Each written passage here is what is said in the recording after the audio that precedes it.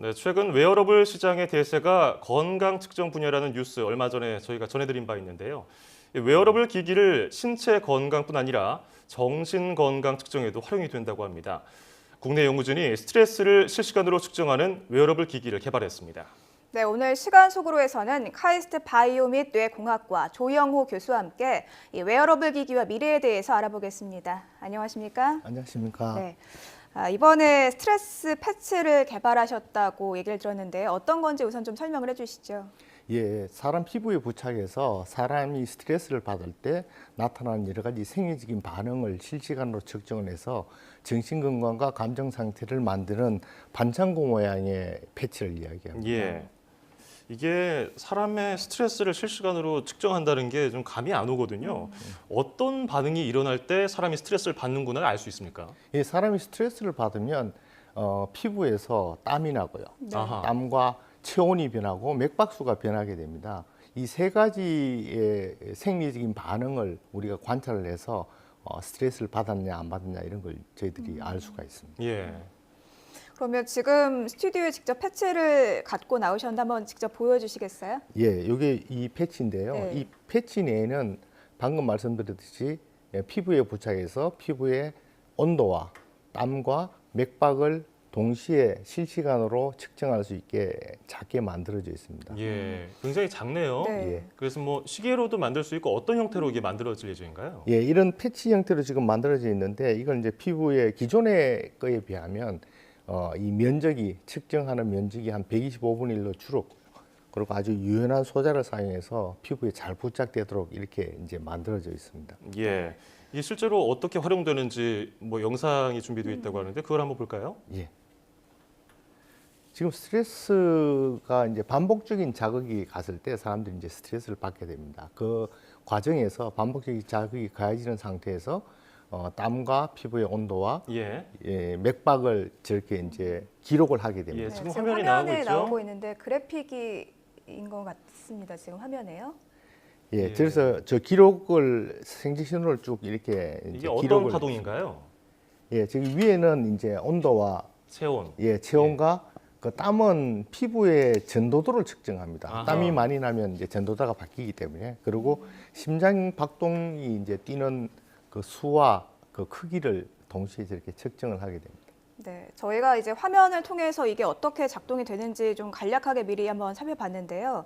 그러면 스트레스를 우선 패치를 통해서 검사를 하면은 나중에 그 예. 결과 어떻게 확인할 수 있는 겁니까? 예, 저렇게 이제 신호를 세 개를 잡았으면 네. 제일 중요한 게 저게 그 정신적인 요인에서 스트레스에 의한 거나 안 그러면 다른 데서 온 요인이냐를 분간하는 게 상당히 중요합니다. 예. 그걸 분간하는 방법은 대체로 보면 우리가 덥거나 해도 땀이 나죠. 그렇죠. 아파도 땀이 예, 나잖아요. 아파도 땀이 예, 나고. 예. 근데 신체적인 땀이 나는 거는 온몸에서 그 땀샘이 온몸에 분포가 되어 있고요. 예. 정신적인 스트레스에서 나는 땀은 손과 발에서 땀이 아. 납니다. 특정 부위에서만 땀이 나는 부위를 보면 예. 이게 정신적인 건지 육체적인 요인인지를 저희들이 또 알 수가 있고요. 네. 우리가 운동을 해도 맥박은 빨라집니다. 그런데 운동해서 신체적인 요인에서 맥박이 빨라지기도 하지만 스트레스에 의해서도 맥박이 빨라지고 그렇죠. 네. 긴장하거나 그러면 예. 또 맥박이 빨라지죠. 그렇습니다. 그럴 경우에 어떻게 구분하나 하면 이 두 개는 운동을 할 때는 맥박은 빨라지고 체온도 올라가고요. 스트레스는 맥박이 빨라지지만 체온은 내려갑니다. 아. 그러니까 이렇게 구별하기 위해서 그래서 우리가 하나의 신호만 생리 반응만 보는 것이 아니고 이렇게 세 가지 생리 반응을 동시에 종합해서 봐서 예. 이게 정신적인 스트레스냐 안 그러면 운동에서 온 거냐를 우리가 구별하게 됩니다. 예. 네. 이게 정신적인 스트레스하고 그냥 몸이 받는 스트레스하고 차이가 있다는 게 굉장히 재밌네요. 그렇죠. 예, 신체적인 원인과 이제 정신적인 요인을 구별하게 됩니다. 아하. 오늘 새로운 것도 알게 됐고요. 네. 뭐 혈압이라든지 혈당이라든지 여러 가지 또 측정할 것이 있는데 근데 이게 사람에 따라서 좀 다르잖아요. 어떤 사람은 좀 잘 견디기도 하고 좀 무덤덤한 사람들도 있고요. 이거 어떻게 구분합니까? 그렇습니다. 사람마다 이 스트레스를 견디는 정도도 다르고 저항력도 다르고요. 그리고 같은 사람이라도 어디에서 신호를 쟀는지에 따라서 달라집니다. 체온도 뭐 우리가 귀에서 쟀는지 팔에서 쟀는지에 따라 달라지듯이 그래서 이거는 아직까지 특정하게 이 공인된 기준은 없고요. 그 사람마다 그 체질과 특성에 따라서 사람마다 개인별 맞춤형 기준을 마련해야 되는 것이 상당히 중요합니다.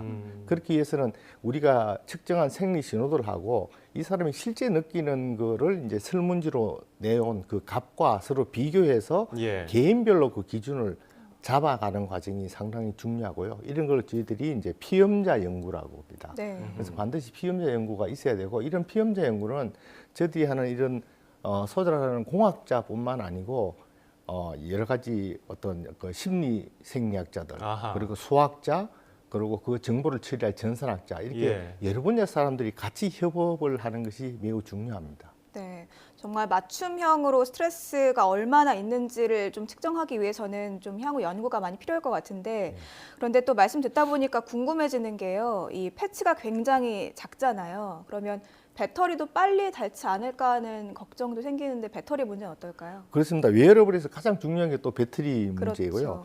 저희들이 이 소재를 보면 우리가 맥박을 측정하는 분자를 보면 거기에 이제 압전 물질이라고 씁니다. 압전 물질은 그 물질에 힘이나 맥파를 가하면 전기가 생성되는 물질입니다. 네. 그러니까 그렇게 해서 저희들이 맥파를 측정을 하기 때문에 그 신호를 보면 맥파도 알 수 있지만 맥파로 인해서 전기가 발생을 합니다. 아하. 그게 저희 패치 경우에서는 1 마이크로와트 정도 생산을 할 수 있고요. 네. 이 정도면 우리가 이 측정하는 데 필요한 전력은 충당을 할 수 있는데 이 신호를 분석을 하거나 다른 기기로 무선으로 이제 송신을 하면 더 많은 전력이 필요하죠. 그렇죠. 그래서 그 더 많은 전력이 필요한 그런 데에 대해서 저희들이 한 두 가지를 생각하고 있는데요. 네. 하나는 이렇게 시계처럼 이 별도의 전원이 있는 장치 아. 밑에 붙여서 쓰는 예, 방법이 예. 있고요. 그러니까 이런 시계라든지 휴대폰이라든지 이런 데 이제 저희들이 이제 부착해 쓰는 방법이 있고 또 하나는 인간의 이런 패치 내에서 인간 몸 안에서 나오는 체온으로 열을 전기를 만들 수도 있고요. 그리고 사람이 움직이지 않습니까? 그렇죠. 그 움직임에서 이 발전을 하는 이런 걸 부가적으로 더 넣어서 할 수 있는 이런 두 가지 방법으로 저희들이 연구를 하고 있습니다. 예, 뭐 심박이라든지 체온으로 전기를 만들어내니까 그냥 팔에 시계 형태로 차고 있으면은 계속해서 이게 돌아가겠네요. 그렇습니다. 예, 참 재밌을 것 같은 게 만약에 저런 스트레스 측정용 팔찌를 팔에 차고서 뭐 직장 상사한테 한 소리 들었단 말입니다. 예. 그러면은 뭐 경고음이 울린다든지 지금 위험하다 스트레스 지수가 입증할 수 이러면은 있는. 예, 그럼 직장 상사가 내가 스트레스 줬니 미안하다 뭐 이렇게 할 수도 있고요. 그렇죠. 커피 브레이크를 가지고 나갈 수도 있고 그렇습니다. 예. 예. 어떻게 하다가 이런 기기를 만들게 되셨습니까? 최근 이제 웨어러블 디바이스를 보면 전부 사람의 그 심혈관계 어떤 질환이라든지 운동량, 그러니까 신체적인 건강에 사람들이 되게 관심이 많은데 예. 현대인들은 정신 건강도 상당히 중요하거든요. 그래서 저희들이 지금까지 웨어러블 디바이스에서 이 감정에 관한 정신 건강에 대한 게 좀 간과되지 않았나 이런 생각을 또 저희들이 했고 이런 정신 건강을 하기 위해서는 우리 사람의 그 생리적인 반응을 통해서 감정을 알아낼 수 있겠다. 그래서 저희들이 스트레스뿐만 아니고 사람이 감동을 받았을 때 그리고 더위나 추위를 느꼈을 때 호감을 가졌을 때 어떤 반응이 날까에 관해서 즉 다시 말하면 감정을 이제 관리할 수 있는 이런 연구를 시작을 했었습니다. 네, 생각보다 뭐 활용할 수 있는 범위가 굉장히 넓을 것 같다는 생각이 들기도 하고요. 교수님 말씀하신 것처럼 뭐 저희가 좀 감정이라는 거는 객관적으로 보기도 어렵고 굉장히 주관적인 거잖아요. 그렇다 보니까 네. 판단이 어려운데 뭐 이런 패치가 있으면 내가 지금 어떤 상태인지 좀 알 수 있어서 도움이 될 것 같아요. 네. 그래서 평소에 저희들이 이제 학습 스트레스도 있고요. 그렇죠. 학생들의 학습 스트레스도 네. 있고 감정 노동자들이 있지 않습니까? 네. 이런 분들의 그 자기 스트레스가 육체적으로도 건강한 것도 중요하지만 우리가 정신적인 스트레스에 의해서 또 육체적인 어떤 질병이 생길 수도 있거든요. 예를 들면 우울증이라든지 이런 걸 봐서 이런 질병과 정신적인 어떤 건강과 우리 육체적인 건강을 동시에 우리가 좀 조화롭게 같이 추구해서 결국은 사람이 좀 기분이 좋아지고 감정적으로 우리가 스스로 감정을 조절할 수 있는 스스로 조절할 수 있는 이런 어떤 계기가 될 수 있다고 생각을 합니다. 예. 네. 자, 이런 이런, 정신 건강 관리에 굉장히 좀 도움이 되겠네요. 저희가 앞서서 뭐 우울증 진료를 많이 받지만도 네. 막상 이렇게 실제로 병원 찾아가는 사람은 적다 이런 뉴스도 전해드렸는데 도움이 많이 되겠네요. 예, 그렇습니다. 지금 우리 통계를 보면 우울증 환자가 그 4명 중에 1명입니다. 네. 그래서 우리가 알게 모르게 그런 어떤 정신적인 어떤 스트레스 하에 있기 때문에 우리가 평상시에 그 신체 건강도 중요하지만 우리 마음과 정신 건강을 좀 더 돌보면 좀 더 행복한 삶이 되지 않을까 예. 이렇게 생각합니다. 이런 데이터를 나중에 뭐 로봇이라든지 자율주행 자동차에다가 연결시키면은 만약에 몸 상태가 안 좋다, 스트레스를 받는다, 그럼 약간 기분 풀어주는 음악이나 뭐 그런 뭐 서비스를 제공한다든지 이런 것과도 그렇죠. 연계가 될 수 있을 것 같은데 예. 향후 앞으로 이 전망 어떻게 보십니까? 이런 건 아까 저희들이 말씀드렸지만 이 정신 건강과 그 육체 건강이 서로 이제 밀접한 관계가 있어서 이 예. 두 개의 서로 상호작용을 우리가 알 수가 있고요. 그리고 이 두 개의 공통적인 유해 요인 같은 걸 우리가 미리 제거를 해서 그 정신적인 질병이나 육체적인 질병을 서로 상호 이제 예방을 할 수도 있고요.